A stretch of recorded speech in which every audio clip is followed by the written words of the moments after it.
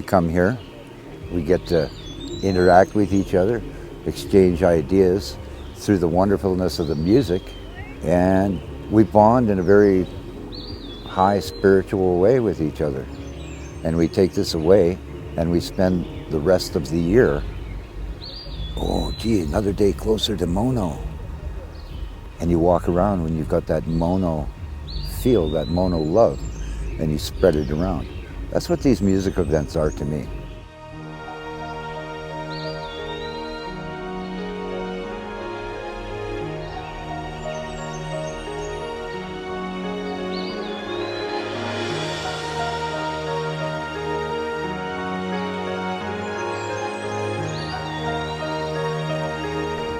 Pretty amazing place.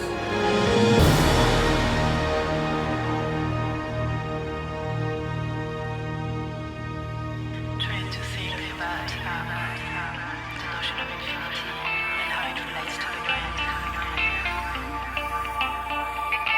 grand. This is definitely one of my favorite party locations. Just looking around here, it's nuts. You really have everything. Mountain views are crazy. I like how the whole gradient is kind of sloped towards the party, and lots of big tall trees, lots of space. Even though there's tons of people here, it never really feels too crowded. All of these kinds of things combined really make it ideal for this. Motion Notion is really the essence of being free.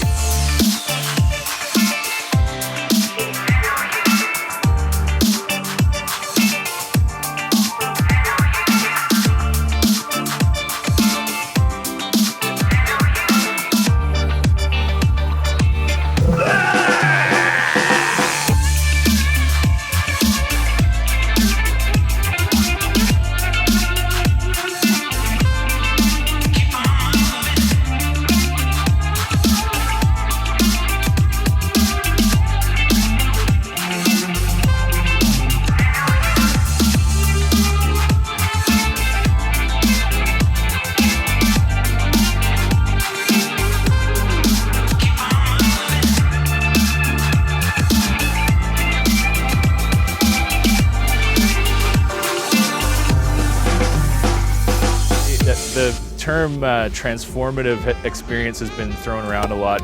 With the new friendships that you make and the experiences that you have, you can learn a lot about yourself and the peers around you as well. So it's a pretty cool place.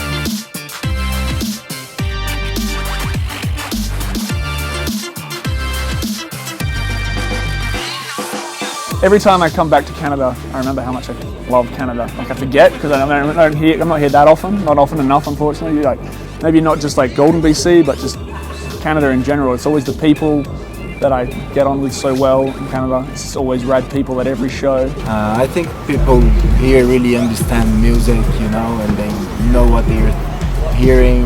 It's an amazing festival. I can't say anything more. Like it's very special. It's an amazing festival, amazing place to be.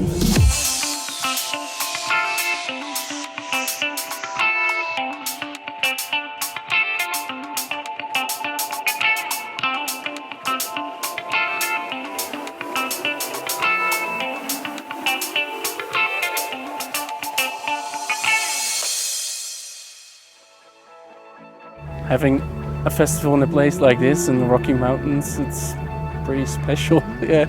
And it fits the atmosphere of the people. It's like, it feels real at ease and everybody seems real mellow and it's good.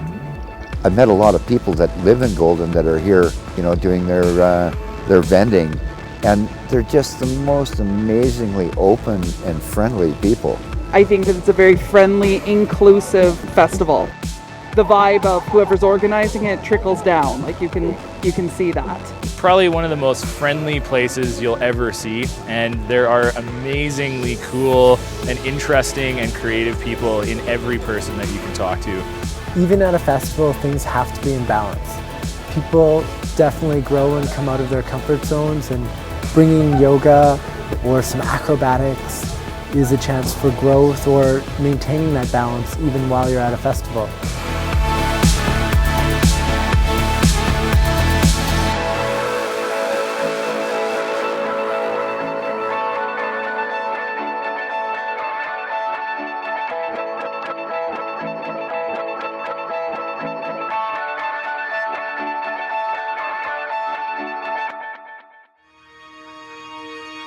I feel like, you know, with dance music, it's really hard to pinpoint things because you do it.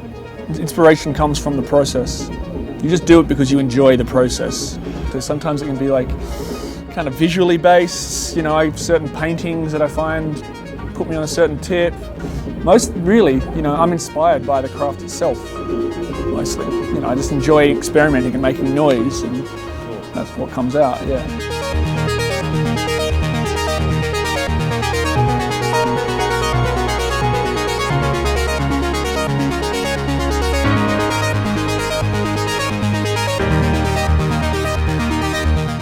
I've been making music professionally for about 10 years and kind of armchair and experimenting with cool sounds and stuff.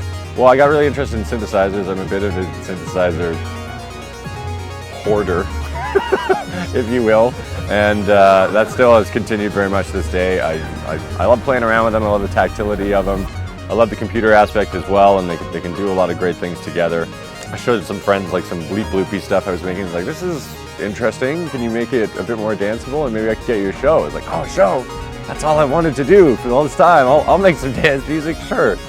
And then, so I made some dancey stuff and got a show and got another show off of that. And that was all about 10 years ago. So I kind of fell into this accidentally in a way.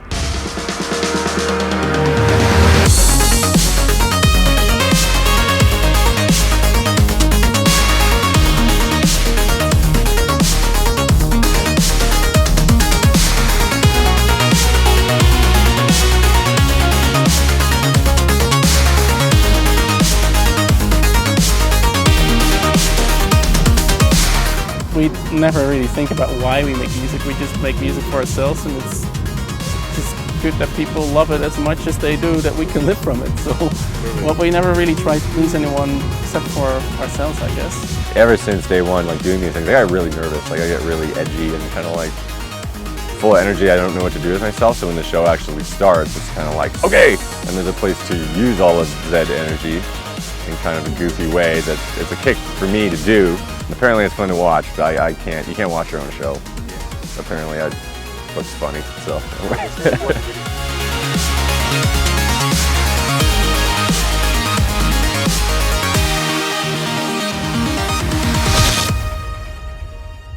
Well, there's always this thing as a DJ of like, am I gonna lead, or am I gonna be led by the crowd? You know, and I think you got to do a bit of both. Got to get up there and play some of the songs they love, but also you got to be like, check this thing out. Like, you might not dig it right now, but just listen to it. You know, like bear with me for 10 minutes, and I'll do something. And usually 6 months later, you're like, yeah, cool. You've got to be pushing the envelope a bit all the time. Gigs like here, I love because I can really just go as hard and as deep as I want, and I know people are going to get into it.